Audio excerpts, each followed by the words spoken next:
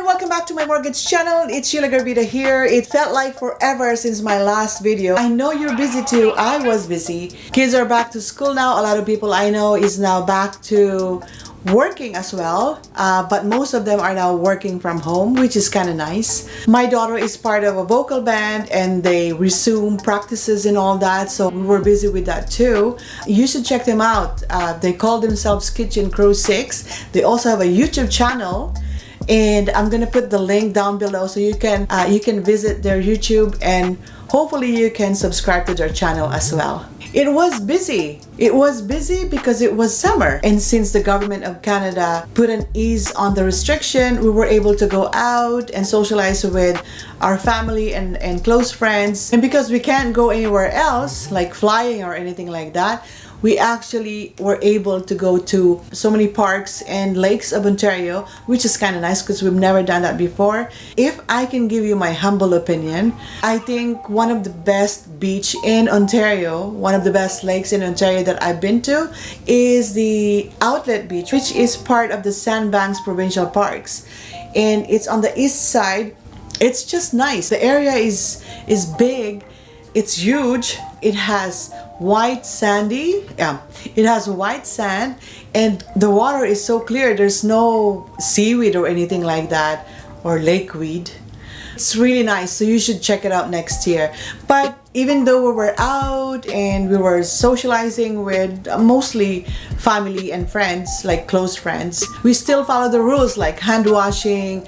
We made sure that we always have hand sanitizer available for everybody all the time, and of course the distance, like the space, because it's outdoors, so we were able to do that whether we like it or not. We still have to be very careful. We still have to follow the rules since we are still in this weird situation with the COVID-19 pandemic and all, so it is better to be safe than sorry. For me, busy months actually started in May. It's actually kind of weird because we were in the middle of pandemic, but totally understandable that people still want to buy houses or buy their properties. Life goes on and business as usual. Some people I know actually completely moved out of the city and went to buy properties up north, because with this situation they can actually work from home now, so they don't have to be in the city and away from everybody, I guess. You know, there's families who was paying 9% on their mortgage rate that I was able to help drastically cut the rate down to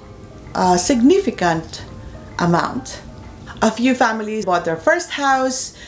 Some families bought their second house and other, investment properties. There are also clients who just wanted to have something so that they can renovate their properties. Some just wanted to strengthen their investments. They would like to be ready for something. Some, they just want to pay their bills and just relax, I guess, right after what's happened. And it's still continuing. I can see the trend. There's actually bidding wars on some of the properties, so it's it's nice because it is helping the economy. So yes, it was actually pretty busy, and it was really good busy because not only I earned my living, I also learned a few things from all those transactions, not necessarily mine, but transactions from my colleagues. It's a good learning tool for us as brokers. And so I thought I have to come back here and do this video because I want to share those takeaways with you.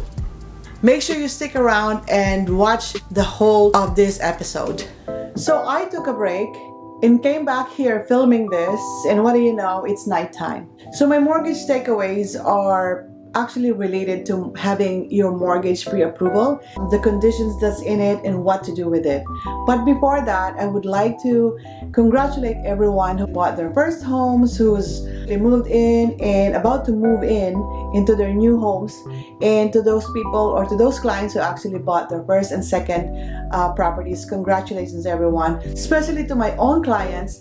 Thank you very much, and I appreciate the trust for letting me work with you in doing your mortgage transactions. Okay, so let's go back to mortgage pre-approval and the conditions that's in it and what have you.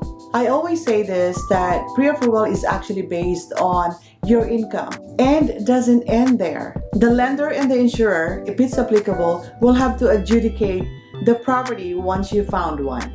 Okay, so first, when you are buying a house, especially in Ontario, because we are in Ontario, there's always between 7 to 10 days conditions upon financing. So what this means is that you are offering to buy the house, but you are telling the seller that you need 7 to 10 days to get your mortgage approved.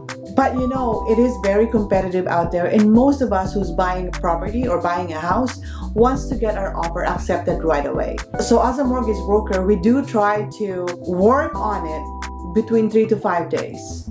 We work with our lenders to make it happen for you. But my advice is never make an offer without conditions on financing, most especially when the property is a resale. And you may ask why, and I'm going to answer that there is a possibility that you could actually lose your money. And I'm not trying to scare you. Part of me wants to say, go ahead and make an offer without the condition and stuff like that, right? But no, I wouldn't. I just wouldn't. So there is this client who bought a property. The closing was 120 days or 4 months. So he bought it in April. It was supposed to close in August. He was confident that he's gonna get approved.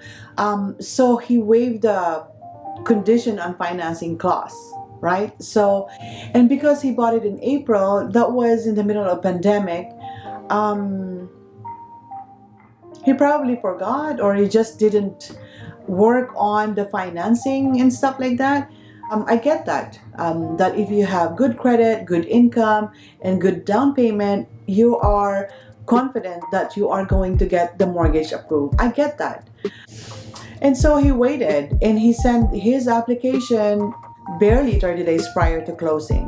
What happened was we found out that there are no lenders out there who wants to lend on that particular property for a reason that I cannot say here. Stressful. So second, I would like to say to stick with the pre-approved mortgage amount. If you already have a mortgage pre-approval in place, but you also have an extra money that you can actually throw into the deal, I would still stick with the mortgage pre-approved amount.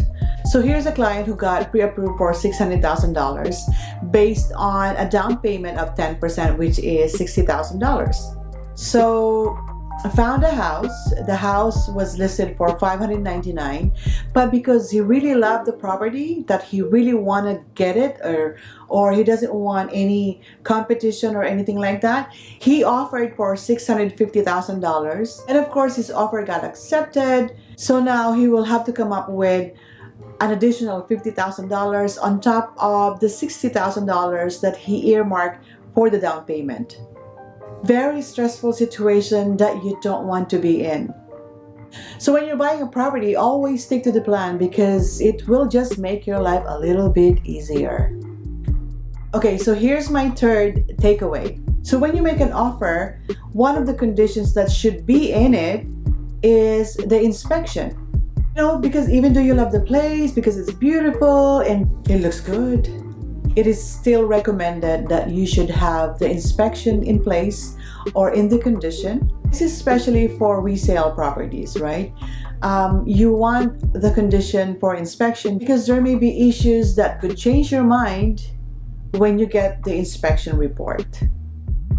So this client was buying a second home, got his mortgage pre-approved and everything, got his inspection done actually in time. So the report came in saying there was, how do I say it? Chewed wiring. That's scary. And then further to that report, it says the property might be rat infested. Oh, we don't want that. I don't want that. So lucky for the client, he got out with no cost to him at all. Well, just for the inspection, I guess. Well, this one is not mortgage related. Actually it is. It could be related to you applying for a mortgage. You ever heard of consumer's proposal? Consumer proposal to lenders is actually the same as bankruptcy. And what I can tell you about it is that if you find yourself in a situation where the bills and debts are just piling up and you can't keep up with it, I would suggest to talk to your bank or financial advisors or even to a friend who might be able to help you out. Before you dive in and file for consumer proposal, think about it. Think hard and think again because it might not worth it, especially if you are planning to buy a house. Because remember, it is a public information and it will stay in your credit history for at least 6 years. Okay, so let's go back to the mortgage approval. So when you make the offer, you got your offer approved and everything. Here's one thing that you should not forget. As soon as your offer got accepted, all signed and everything, get a copy to your lawyer and to your mortgage broker because you want everyone to know what's going on. You want them to be in the loop and no one is being left out. Remember sometimes that we are not able to give you what you want. In this example, waiving conditions so that you can get your offer accepted right away. Remember that working in this industry, we are mandated to protect you as a consumer, and I try to always go by that. And that's all for me today. I hope you learned something. I hope to see you again soon. If you like this video, please give it a thumbs up. If you're new here, don't forget to subscribe. I hope to see you again next time.